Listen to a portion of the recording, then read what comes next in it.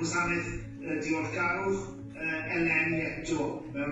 Modd tipyn o wahanol trwy'r sgrin, ond i gwerthfawrogi'n fawr iawn eich gwaith. Oedd e'n arbennig o dda.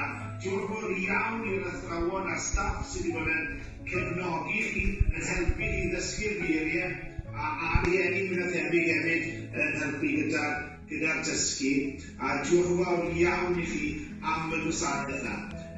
O'n i'n gwneud rhestr o bethau o'n i'n ddiolchgar, o'n i'n credu bod chi wedi mynd trwy'r rhestr yn gyfan gwbl. Yr unig un falle dyn ni'n gweud yw diolch am awyr iach i ni yn Cyrfen Gwlad fan hyn, ond diolch o galon i chi gyd am y gwasanaeth, a wnawn ni weld chi eto. Hwyl chi nawr?